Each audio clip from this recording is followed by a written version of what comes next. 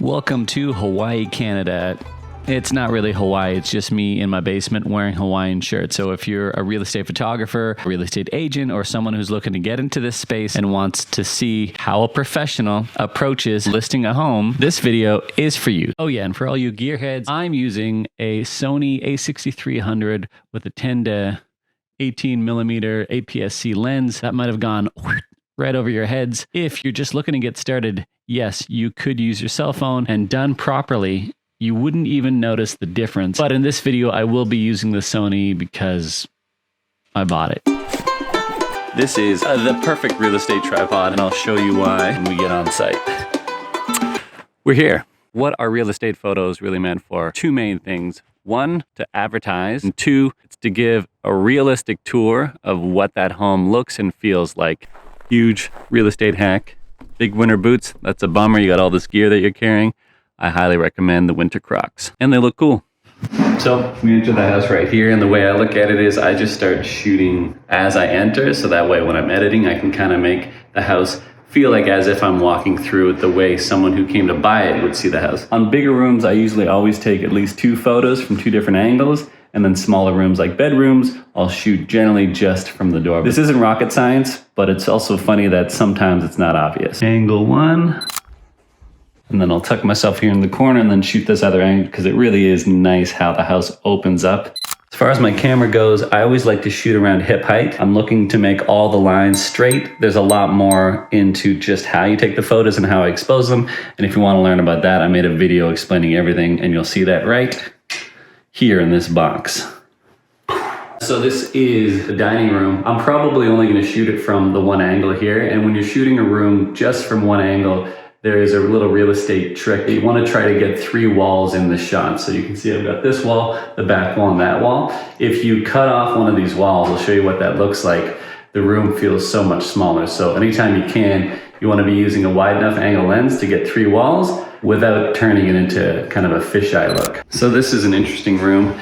It is both the staircase down as well as where they have the washer and dryer. So I'd probably shoot this 2 ways. I'm going to shoot from over there. Quick tip on where to put a camera when you're shooting into a room from the door. I always inch in right to where I lose the doors, and then I have the maximum view of the room. And then I'll come around here, I'll shoot back this way. Again, maybe more featuring the washer and dryer and the space around there. In this photo, I chose not to have vertical lines because I was featuring the washer and dryer. Had I dropped the camera down and shot from a lower angle, the washer and dryer would look monolithic, so I chose to shoot from hip height going down a little bit. It's a personal choice. So I'm in this room here, and the stairs are going down to the basement. What I try to do though, is I try to shoot out the entire floor that I'm on before I switch levels. So this is an interesting room, but the way it's shaped here with this wall and this piece of furniture right here, if I were to shoot right here, I'm missing a lot of the room. So normally I only shoot bedrooms from one angle, but in this case, I'll shoot one from this angle because it's always nice to see out the window. And a note on windows, exposed for the room, you're almost always gonna have a blown out window. So I like to shoot at different exposures, and that way you can also see out the window. And I'll give you an example of what that looks like. If you want to know how to do this, check out my tutorial right here. And then I'll shoot another one from over here to let people know that indeed this room does have a closet and there's more space than what you can see. So bathrooms, this is the one occasion where I'll break my hip height camera rule. This isn't a tighter space, this is a nice big bathroom, but oftentimes it's too tight to get the tub, the sink, and the toilet all in one shot. So generally in that case, raise the camera and point it down a little bit. You'll get more of the space in one shot, and sometimes that's all you can do. If anyone's wondering about my painted fingernails, that's my daughter. I'm a good dad, don't judge. A note on bathtubs, if they're clean, curtain open. If it's dirty, curtain closed. That's really it. All right, nice sized bedroom, but as you'll see in this shot, 1, 2, 3 walls in the shot. You can see the closet, you can see the space, you can see the bed, you can see this little nook. So for this bedroom, one photo, if there's anything I can't see, I'd obviously bring the camera in and then shoot another angle.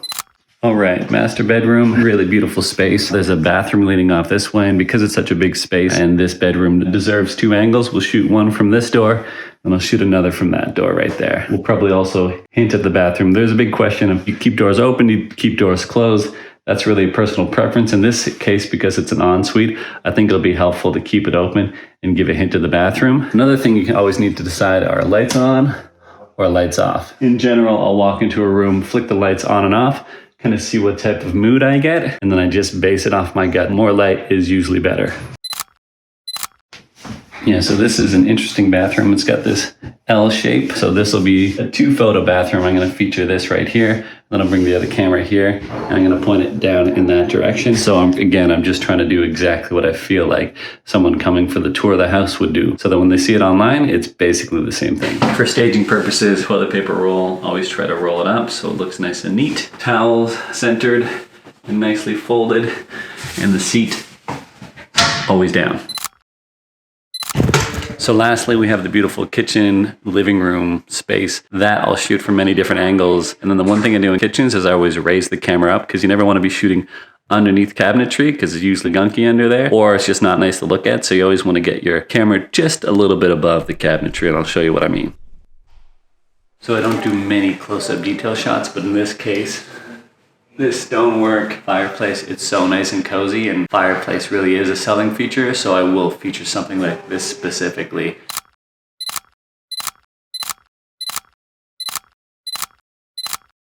So when I'm changing floors, what I always do is I take a photo of the staircase. If it's going downstairs, I take a photo from up top going down, so it feels like we're going downstairs. And if I'm going up a level, I take a photo from down below looking up, so that in the video tour, you can feel that we're changing levels. I'll show you what that looks like.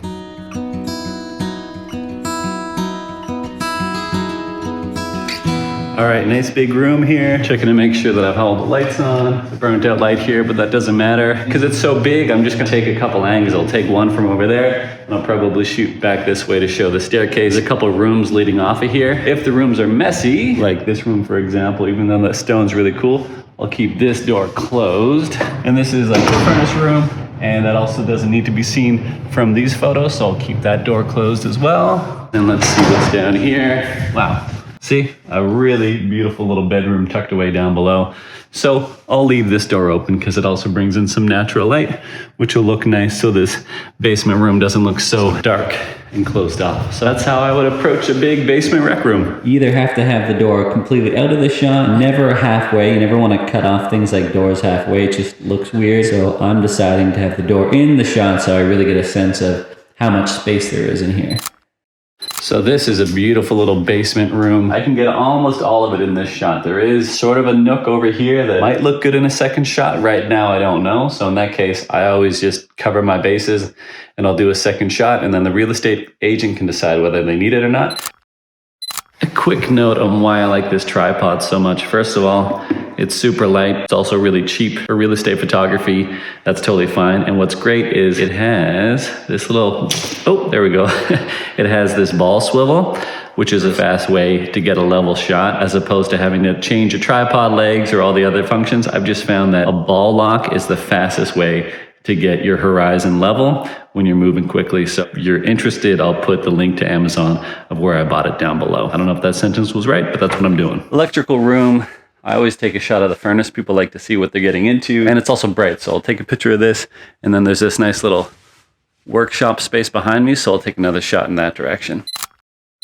So this is an interesting room. I always take a picture of every single room in the house. A real estate agent might not use it, but if someone contacts them to see if there's anything else in the house that's not in the listing, they have this at their disposal to send to that client. So always take pictures of every room in the house, no matter how you feel it shows in the photograph. I love garages. They still have their ATVs and things in here. You definitely want a couple photos of the garage to see the space because it's a big selling feature. Okay, so I'm just gonna walk around the house, shoot it from north, east, south, and west, and then I'm gonna shoot any of the outbuildings or features that are unique to the property because those can sometimes be the thing that people are looking for. On exterior photos, tripod no longer hip height, I bring it all the way to the full extension. In this tripod's case, it's right around head because you don't wanna be super low, making all the lines of the house really warped. You wanna get your tripod as high as possible for exteriors. And then I'll take this at a couple exposures as well, just to make sure that the sky's not blown out. So they have a nice little building here. I'll always take a picture of the shed, and then if I can, I'll poke my head in there and take a picture inside if it's not too messy. If it's messy, then I normally don't bother. Mavic Mini.